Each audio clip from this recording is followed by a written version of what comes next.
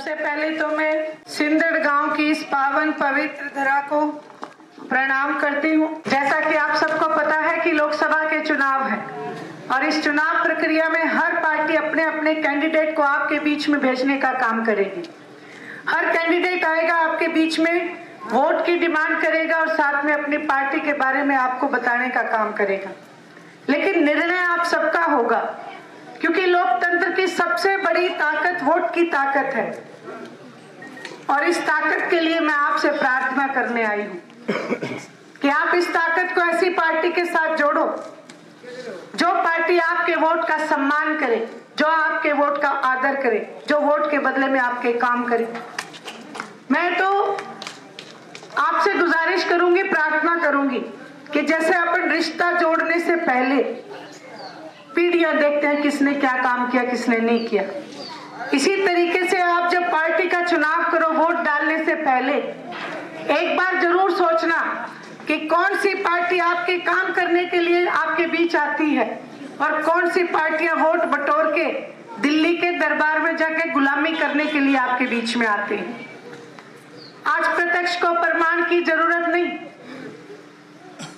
दिल्ली के बॉर्डर पे 13 महीने तक किसान और कमेरे वर्ग ने आंदोलन लड़ा। 13 महीने में आंधी, बारिश, सर्दी, गर्मी, तूफान और कोरोना जैसी महामारी का सामना किया। वहीं 750 किसानों की शहादत हुई। इतिहास में पहली बार जो जनता कुर्सी देती है, पहली बार उस जनता ने एमएलए एमपीओ को कहा कि एक बार आप अपनी कुर्सी छोड़ के हमारे बीच आ जाओ। बड़े अफसोस की बात है, 4200 से ज्यादा एमएलए एमपी हैं पूरे हिंदुस्तान में, लेकिन जो लोग हमेशा कुर्सी देते हैं उन लोगों के लिए उन्होंने कुर्सी नहीं छोड़ी। पिछले चुनाव में हरियाणा प्रदेश के 90 विधानसभा की सीटों में से हरियाणा वासियों ने इंडियन नेशनल लोकदल पार्टी को केवल एक सीट दी थी। मैं आपसे एक बात पूछना चाहती हूँ, क्या वो एक एमएलए 89 पे भारी पड़ा कि नहीं पड़ा? जहां हरियाणा के 89 पे भारी पड़ा, वहां 4200 से ज्यादा एमएलए एमपी पे भी भारी पड़ने का काम आदरणीय अभय सिंह चौटाला ने किया। किसान और कमेरे वर्ग के लिए अपनी एक सीट होते हुए भी छोड़ने का काम किया।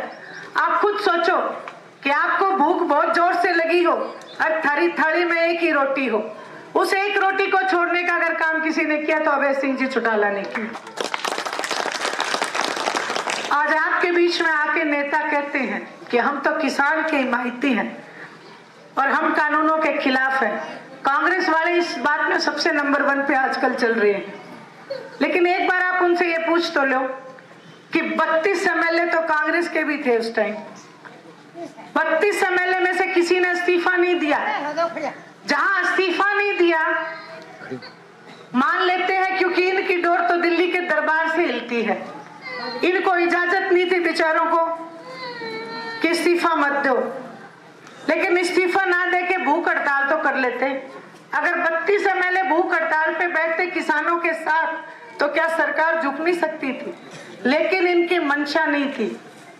ये जो काले कानून हमने झेले हैं, इनको लागू करने वाली तो भारतीय जनता पार्टी थी, लेकिन इनको लिखने वाली कांग्रेस पार्टी थी।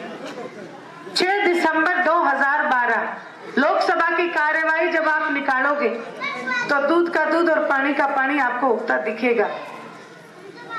मनमोहन सिंह जी देश के प्रधानमंत्री थे और 6 दिसंबर 2012 को लोकसभा में ये 3 काले कानून लाए गए थे।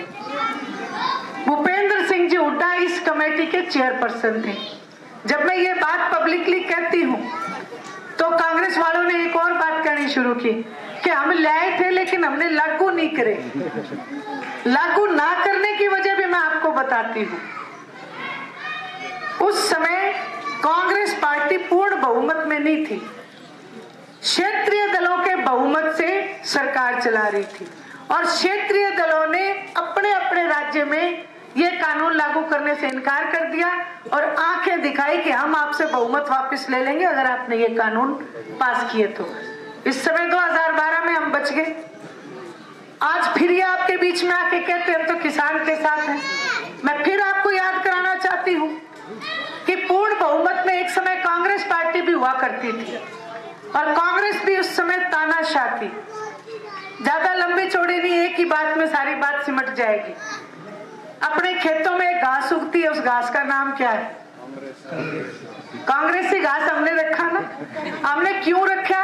हमने इसलिए रखा क्योंकि कांग्रेस भी तानाशाह थी और किसान के विरोध की नीतियां बनाती थी। जहां कांग्रेस का इतिहास इस बात का सबूत है कि किसान और कमेरी वर्ग के साथ कभी नहीं खड़ी हुई, वही 9.5 साल आपने भारतीय जनता पार्टी के प्रत्यक्ष देखे हैं। जहां किसान ने आंदोलन किया, वही कर्मचारियों ने आंदोलन किया, व्यापारियों ने आंदोलन किया, डॉक्टरों ने आंदोलन किया, मास्टरों ने आंदोलन किया, आंगनवाड़ी की महिलाओं ने आंदोलन किया, आशा वर्करों ने आंदोलन किया, देश का गौरव बढ़ाने वाली खिलाड़ी बेटियों ने आंदोलन किया, सैनिक आज तक आंदोलन कर रहे हैं। और दूर क्यों जाते हो? अपने गांव के सरपंचों को ही देख लो, सारे गए थे ग्रांट लेने के लिए।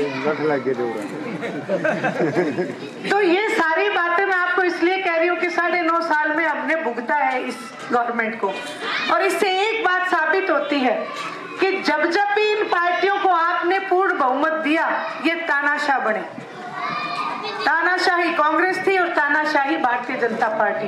वहीं अगर आप इंडियन नेशनल लोकदल के इतिहास के पन्ने पलटोगे, इंडियन नेशनल लोकदल पार्टी का इतिहास कहता है कि हर पन्ने के ऊपर एक जन कल्याण की नीति आपको बना के देने का काम किया। हर पन्ने पे एक जन कल्याण की नीति आपको दिखेगी। शुरुआत करती हूँ साइकिल के टोकन से। साइकिल का टोकन लगता था, माफ कराया। रेडियो का टोकन लगता था, माफ कराया। किसान के तंबाकू बीजने पे टैक्स था, माफ कराया। ट्रैक्टर के ऊपर टैक्स लगता था, माफ कराया। कराया कि नहीं कराया? जच्चा बच्चा की स्कीम, कन्यादान राशि, बुढ़ापा पेंशन, गांव-गांव में चौपाड़े बनवाई। हाँ जी, गांव-गांव में चौपाड़े बनवाई। बुढ़िया का अंतर भी हो रहा जी। आज बूढ़े कहते हैं मेरे को, जहाँ पे भी जाती हूँ, क्या बेटी भला हो चौधरी देवीलाल का। मेरी ताइयां भी कहती हैं सारी कि हमारी कदर करा दी। मैं भी उनको फिर एक बात कहती हूँ, मुझे ये बूढ़े बूढ़े भी हमने वोट दे दे तो भी हमारा राज बने। बने कि नहीं बने? और आपका राय नहीं बढ़ता कि आप दूसरी पार्टी को वोट दो। इसलिए मैं आपसे प्रार्थना करने आई हूँ, जहाँ बुजुर्गों का मान और सम्मान कराया, वहीं हरियाणा प्रदेश के इतिहास में इंडियन नेशनल लोकदल पार्टी का एक इतिहास और है। आज तक किसी भी क्षेत्रीय दल ने दिल्ली की गद्दी जीतने का काम नहीं किया। केवल इंडियन नेशनल लोकदल पार्टी ऐसी पार्टी है जिसने आपको दिल्ली की गद्दी जीत के देने का भी काम किया। आदरणीय चौधरी देवीलाल जी ने देश के प्रधानमंत्री की कुर्सी हासिल की और वहां पे जाके हरियाणा प्रदेश का नाम रोशन किया। एक साइड तो प्रधानमंत्री की कुर्सी थी, उन्होंने क्या कहा कि मैं प्रधानमंत्री नहीं, हिंदुस्तान के लोगों का ताऊ बन के जीना चाहता हूं। और आज तक आप सबके दिलों में ताऊ बन के जिंदा है। ये बात मैं आपको इसलिए कह रही हूँ क्योंकि जब जब आपने क्षेत्रीय दल को मजबूत किया है, इंडियन नेशनल लोकदल को मजबूत किया है, आपके वोट का सम्मान किया है और आपके वोट के बदले में आपको जन कल्याण की नीतियां देने का काम किया। ये जो भ्रम फैला रहे हैं कि भाई बीजेपी को हराना है तो कांग्रेस ले आओ, मैं आपको एक बात कह के जाती हूँ, ये उसी तरीके से हो जाएगा कि एक झूठ लूट की दुकान बंद करोगे, दूसरी झूठ लूट की दुकान खुल जाएगी। आपने इस लूट की दुकान को इससे पहले 10 साल देखा है और अब 10 साल तक आपने इस दुकान को देख लिया। अपने कोई जरूरत नहीं है, आपके पास अपने घर के खुद का एक व्यापार है, आपकी खुद की पार्टी है इंडियन नेशनल लोकदल, जिसको आपने अपने खून पसीने से सींच के खड़ा किया है। चौधरी देवीलाल जी का साथ दिया है। और मैं आपसे एक बात और कहना चाहती हूँ कि अगर आपने अभय सिंह जी चौटाला जैसे नेता को कमजोर किया तो भविष्य में कोई नेता आप लोगों के लिए अपनी कुर्सी से त्याग पत्र नहीं देगा। ये बात आप मेरी याद रखना। मैं आपसे प्रार्थना करने आई हूँ कि आप सब लोग, ये जो मेरे सामने हैं, ये तीनों पार्टी के कैंडिडेट, इनका भी एक बार पन्ना पलट के इतिहास देख लेना। ये तीनों ही ऐसे कैंडिडेट हैं जो भारतीय जनता पार्टी में उसके लिए काम कर रहे हैं और इंडियन नेशनल लोकदल पार्टी को धोखा देके निकले। इसलिए मैं तो आपसे प्रार्थना करूंगी, इन एजेंटों को वोट मत देना, अपनी बेटी अपनी बहन को वोट दे देना। एक तो थारा एहसान मानूंगी, दूसरा आपके काम करके दूंगी, क्योंकि आदरणीय चौधरी ओम प्रकाश जी चौटाला ने एक ही बात के लिए फील्ड में निकाला है कि मेरे कार्यकर्ता की भरपाई होनी चाहिए। तो आप सब लोग साथ देना, हर एक कार्यकर्ता की, हर एक हरियाणा प्रदेश के जन की भरपाई करने का काम करेंगे। आप सबने जहां साथ दिया उसी तरीके से आप आगे भी साथ देना। जिस दिन आपकी गवर्नमेंट होगी उसी दिन पहली कलम से चौटाला साहब ने कहा है कि जो बुढ़ापा पेंशन 100 रुपए चौधरी देवीलाल जी ने शुरू की है, उस पेंशन को बढ़ा के 7,500 रुपए करने का काम करेंगे। आज युवा शक्ति सबसे ज्यादा परेशान है, हताश है, युवा सबसे ज्यादा मायूस है, क्योंकि 32 बार तो पेपर लीक हो चुके हैं और कितनी बार भर्तियां रद्द हो चुकी हैं। एक बार गलती हो सकती है, 2 बार हो सकती है, लेकिन 32 बार पेपर लीक होने का मतलब भ्रष्टाचार है। चौटाला साहब ने कहा है हर घर से एक बालक को सरकारी नौकरी देंगे, और जब तक उस बच्चे को नौकरी नहीं मिलेगी 21,000 रुपए उस बच्चे को पॉकेट मनी, उसको बेरोजगारी भत्ता देने का काम करेंगे। वहीं एक बात और भारतीय जनता पार्टी कहती थी कि गरीबी दूर करेंगे। गरीबी या तो दूर हो सकती है रोजगार देने से, या फिर दूर हो सकती है महंगाई कम करने से। इसलिए चौटाला साहब ने कहा है कि हर महिला को, हर घर को एक गैस का सिलेंडर भरवा के साथ में उसके 1100 रुपए महिला पेंशन शुरू करेंगे, ताकि हर महिला को चूल्हा चौका चलाने में कोई दिक्कत ना हो, कोई दुविधा ना हो। वहीं जो गरीबी रेखा से नीचे है उनके लिए 100-100 गज के प्लाट देंगे, और प्लाट में एक मकान, एक कमरा और रसोई बना के देने का काम करेंगे चौधरी देवीलाल आवास योजना के तहत। ये जो बिजली के मीटर बाहर लगा रखे हैं, ये बिजली के मीटर लाइट से कम चलते हैं, धूप से ज्यादा चलते हैं। इसलिए चौटाला साहब ने कहा है कि इन मीटरों को उखाड़ देंगे, आपके घरों में वापस वही मीटर लगाएंगे जिनका बिल 500 से ज्यादा नहीं आएगा।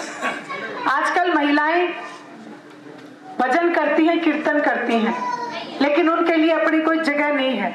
इसलिए अभय सिंह जी चौटाला ने कहा है कि हर गांव में एक सत्संग भवन बना के देंगे, ताकि महिलाएं अपने आराम से भजन कर सके, कीर्तन कर सके। मैं आपसे बातें तो और भी बहुत करना चाहती थी, लेकिन अभी और कई गाँव के प्रोग्राम बाकी हैं। मैं दोबारा फिर आऊंगी आपके बीच में। तब तक आपसे मेरी प्रार्थना अनुरोध है कि चश्मे के सामने वाला बटन दबा देना। आपसे वायदा करती हूँ देश की सबसे बड़ी पंचायत में जाके आपकी लड़ाई लड़ने का काम करूंगी, किसी को पीठ नहीं दिखाऊंगी, ना किसी को नीचा देखने दूंगी। आपने मेरी बात सुनी, आप सबका बहुत बहुत धन्यवाद, आभार।